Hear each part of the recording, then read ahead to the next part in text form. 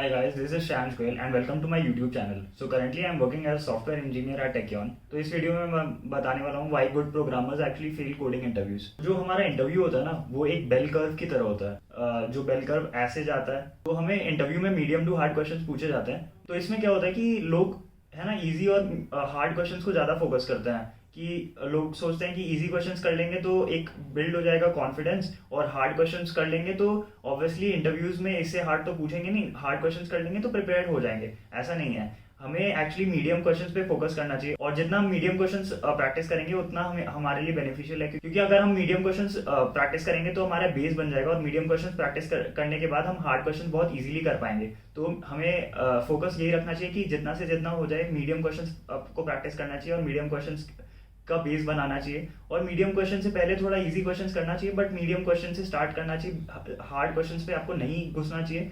Medium questions आप जितना अगर मैं आपको एक परसेंटेज बताऊं तो मीडियम क्वेश्चंस आपका 70% होना चाहिए कि मीडियम क्वेश्चंस आप 70% कर रहे हो, इजी क्वेश्चन जो हो रहा है 15% इजी क्वेश्चंस कर रहे हो और हार्ड क्वेश्चंस जो हो रहा है वो 15% हो रहा है। इजी और हार्ड का आप कंपोनेंट सेम रख लीजिए और मीडियम क्वेश्चंस का आप कंपोनेंट थोड़ा ज़्यादा रख लीजिए।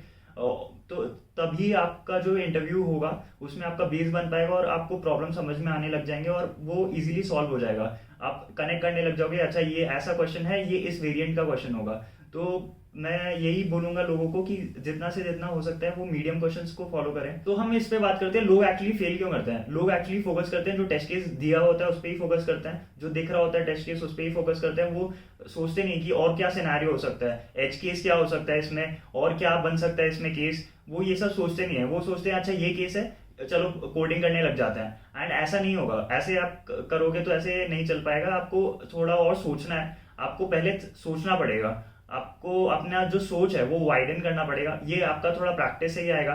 आप ये मिस्टेक्स ना करिए कि आपका जो गिवन टेस्ट केस है वो आप बस गिवन टेस्ट केस को देखो और गिवन टेस्ट केस से सॉल्व करो।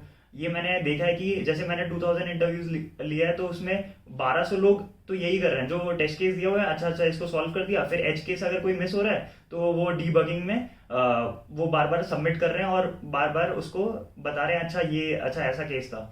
बट एज एन इंटरव्यूअर आप इतना बार डीबग नहीं कर सकते और इतना टाइम नहीं मिलता एक्चुअली डीबग करने का, क्योंकि आपके पास टाइम बहुत लिमिटेड रहता है। 45 मिनट्स टू 1 आवर रहता है आपके पास टाइम। एंड उस टाइम में अगर आप डीबग करोगे तो वो डीबग सही नहीं रहेगा। उससे अच्छा आपको एक बार में कोड लिखना चाहिए। अगर आप एक बार में कोड पूरा लिख लेते हो तो आपको खुद में कॉन्फिडेंस आएगा, अच्छा हाँ मैंने एक बार में कोड लिख लिया है। तो मैं यही बोलूंगा कि आपको ये छोटी छोटी चीजें जो है वो ध्यान में रखनी चाहिए कि एक बार में कोड लिखो और जो कोड है उसमें आप सारा केसेस देख लो, एटलीस्ट आप कोई एज केस मत मिस करो जिससे ये प्रॉब्लम फेल हो जाए। क्योंकि इतना टाइम नहीं रहता है इंटरव्यू में आपको 1 घंटा मिलता है एंड 1 घंटे में आपको 2 क्वेश्चन करना होता है। तो मान लेते हैं कि आधा घंटा ही मिलता है, अगर आधा घंटा में आपको एक प्रॉब्लम सॉल्व करना है, आपने एक प्रॉब्लम को पूरा सॉल्व किया पूरा 25 मिनट्स में एंड उसके बाद आप सोचते हो डीबगिंग करना, तो वो बहुत ज़्यादा टाइम लग जाता है एंड ये एक अच्छा प्रैक्टिस नहीं है। तो यही है कि आप जो टेस्ट केसेस है आप पहले सोच लीजिए कि अच्छा ये टेस्ट केस बन सकता है, ये एच केस बन सकता है, इसको मैं कवर करूँ। क्योंकि अगर आप ये सब इंटरव्यूअर के साथ डिस्कस करोगे ना तो इंटरव्यूअर भी फील होगा कि अच्छा हाँ ये भी सोच रहा है, तो उसका थिंकिंग कैपेसिटी भी एक्चुअली इंटरव्यू में देखा जाता है कि थिंकिंग कैपेसिटी आपका कहाँ तक थिंकिंग कैपेसिटी है।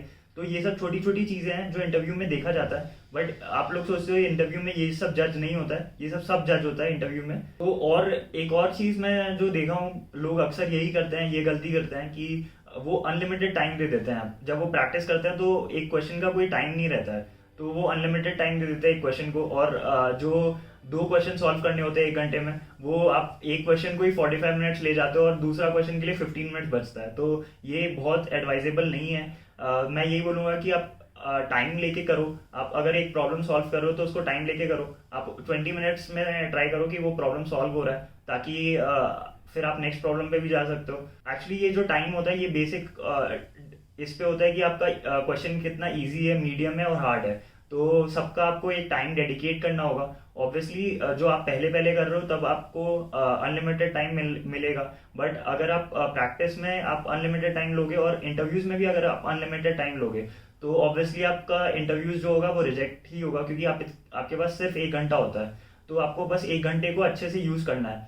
वो 1 घंटे को आप कैसे यूज करोगे वो आपके ऊपर है। एंड आपको अनलिमिटेड टाइम नहीं लेना है, क्योंकि अनलिमिटेड टाइम नहीं मिला जाता है। लिमिटेड टाइम लेना है, आपको कुछ 20 मिनट्स डेडिकेट करने हैं क्वेश्चन के ऊपर, एंड उस क्वेश्चन के बाद आपको वो सॉल्व करना है। तो आप ये सब चीज़ का भी ध्यान रखें जब आप प्रिपेयर कर रहे हो या जब आप प्रैक्टिस कर रहे हो, तो ये सब चीज़ का भी आपको ध्यान रखना पड़ेगा। मैंने ये भी देखा है कि जब हम इंटरव्यूज देते हैं तो हम इंपॉर्टेंट पॉइंट्स को मिस कर देते हैं, हम बस क्वेश्चंस को ही देखते हैं, और इंपॉर्टेंट पॉइंट्स को मिस करना यही होता है कि जब हम इंपॉर्टेंट पॉइंट्स को मिस कर रहे हैं तो हम वो पॉइंट एक्चुअली सुनते नहीं है। तो वो एक बहुत बड़ा प्रॉब्लम है कि इंपॉर्टेंट पॉइंट्स को आपको मिस नहीं करना है जो आपका इंटरव्यूअर बोल रहा है। आप इंटरव्यूअर का जो बात है, इंटरव्यूअर एक्चुअली हेल्प करता है आपको हिंट्स के थ्रू, तो आप इंटरव्यूअर का जो बात है वो अच्छे से सुने एंड आप कम्युनिकेट करें। मैं देखता हूँ बहुत कम्युनिकेशन वैसा रहता है कि ये सिर्फ आपका क्वेश्चन पूछ लिया, आप सोच रहे हो, आप बता भी नहीं रहे हो क्या सोच रहे हो।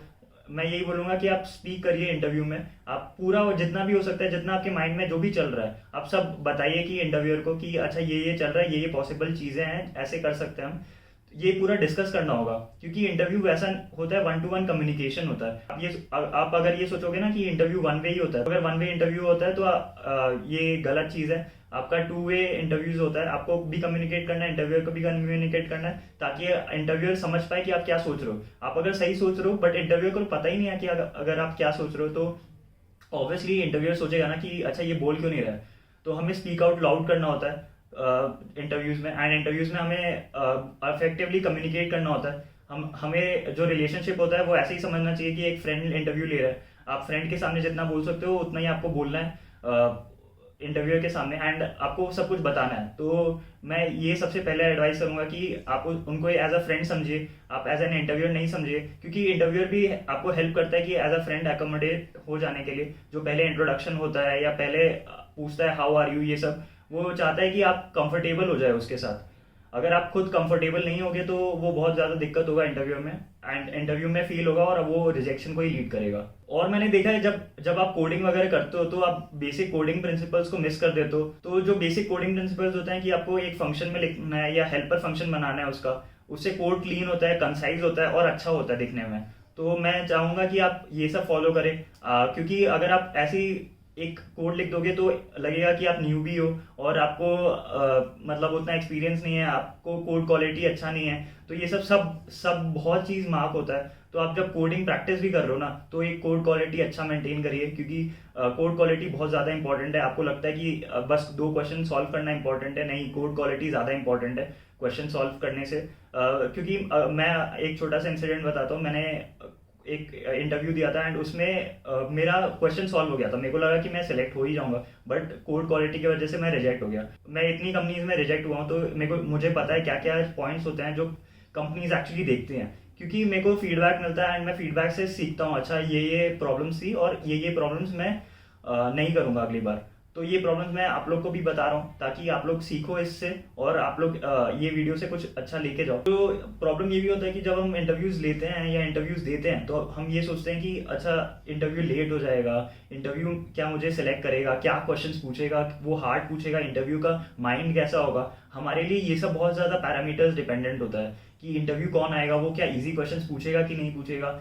ये सब आप सोचना बंद कर दीजिए, क्योंकि ये आपके कंट्रोल में है ही नहीं। जो आपके कंट्रोल में है वो आप सोचिए, वो आप उस पर वर्क करिए। जैसे जो आपके कंट्रोल में है कि आप डीएसए पढ़ सकते हो, आप ये सब पॉइंट्स जो मैंने बोला वो सब आप ध्यान में रख सकते हो।